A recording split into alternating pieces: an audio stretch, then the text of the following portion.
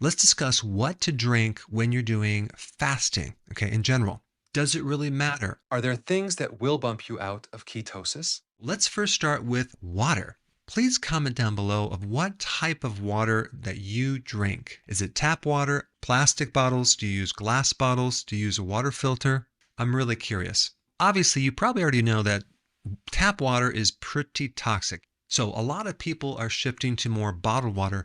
The problem with bottled water is that you're constantly consuming microplastics, and once it gets in your body, it's really hard to get out of your body. And these are endocrine disruptors. So in other words, they mimic estrogen and they kind of mess up your hormones. But there's certain types of plastics that are lower than others, like Perrier, Pellegrino, LaCroix, things like that. And then, of course, when you get into glass bottles, those are better, but they're very expensive. And then you also have the canned water, right? That is expensive, but it also has another toxin called BPA. Unless you live on a farm like I do and get your water from, a well or a spring, you're going to be better off getting a water filter. When I lived in the city, there was a really good water filter I got from a company called Crystal Quest. I'll put a link down below. I'm not affiliated with this company. I'm not getting an affiliate check or anything like that, but it's a good company for different water filters. But they have some really good pitchers that I want to talk about, like these containers of water you can keep in your fridge. So you just get it from the tap. It filters it through 4 stages. It pulls out the heavy metals, the chemicals, the medications, bacteria, all this other stuff, and you have some really good clean water. And I'm not sure if they have shower filters that pull out fluoride. And if you get rid of this fluoride, you're going to find like your skin does a lot better. And if you do plastic water or these canned water type things, I probably just wouldn't do a lot of them. Just don't make it your lion's share of liquids.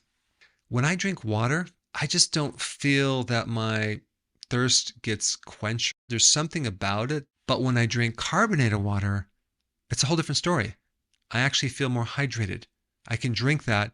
It goes down fine. And I do want to mention a theory I have on why that is, I think, better for me, is because, first of all, there's carbon dioxide. When you introduce carbon dioxide to your body, you create some real interesting effects, especially with oxygen. You actually increase more oxygen into your tissues. With the carbon dioxide, you also acidify the water a little bit more, and that could potentially be better on your digestion. But yes, we do need oxygen, but we also need CO2. Equally as important. In fact, there's something called the Bohr effect. The CO2 helps take that oxygen that gets absorbed in your blood and helps push it deeper into your cells. Let me just give you an example of what happens when you get too much oxygen. When you're hyperventilating, and you can feel more anxiety and more dizzy, things like that. So what's the remedy? To breathe in a paper bag.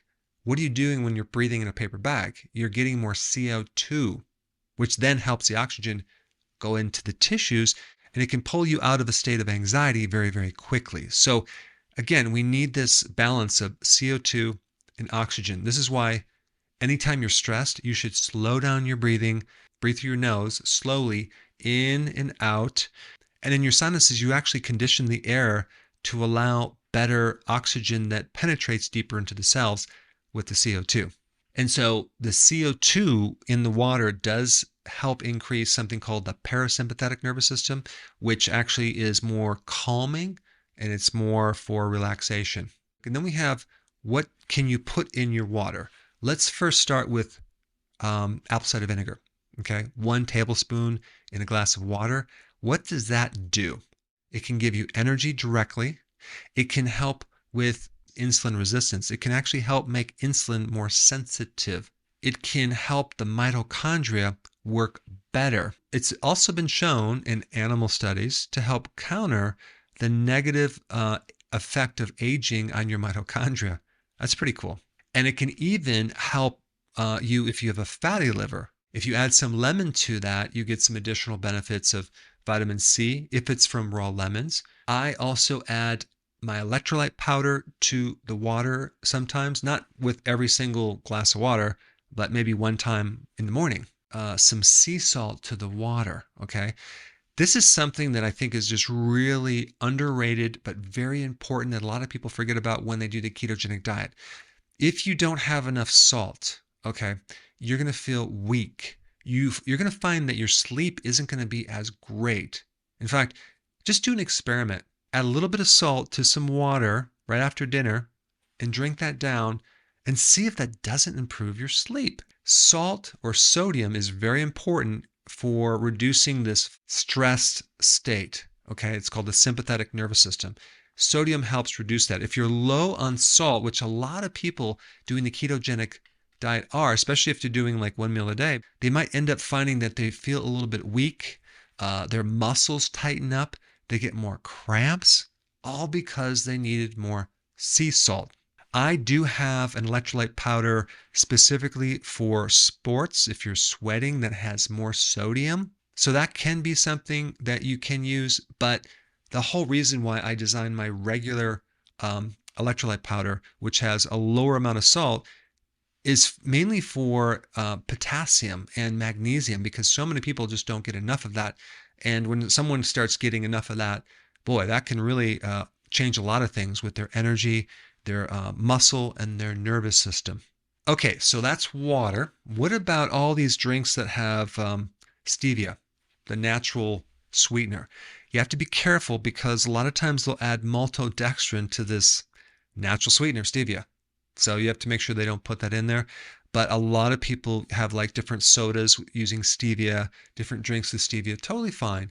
And you can also do the sugar alcohols, but realize that a lot of times they'll add different things in the ingredients. So you have to read the label and find something maybe with erythritol, monk fruit, or stevia. All right, what about coffee? The thing about coffee, it's totally fine. Personally, I just do one in the morning. Some people do more. Just realize that could affect your sleep because of the caffeine. I would recommend doing organic coffee because out of all the things out there that are so heavily sprayed with insecticides and herbicides and fungicides, coffee is at the top of the list. And even better than even half and half, like just 100% cream. Sometimes people use bulletproof, which is they're adding butter and MCT oil. That's good for certain people. But if you're trying to lose weight, okay, and you add that, that could slow you down a little bit because your body is going to burn those fat calories and not your own fat. Now, the next topic is tea. You have black tea, green tea. Just realize that if you do a lot of tea and coffee, it can deplete you of vitamin B1. So if that starts happening, replace it with B1, because if you are low in B1, you're going to feel irritable, kind of stressed. And you might think it's coming from stress, but in reality, it's just coming from a B1 deficiency. What about coconut water? Well, some people can get away with that. Most people cannot because there's sugar in coconut water. There's electrolytes in there. I would recommend not doing the coconut water. All right, what about alcohol? Is that a good source of hydration? No. They recently have found out that there is no benefits to alcohol.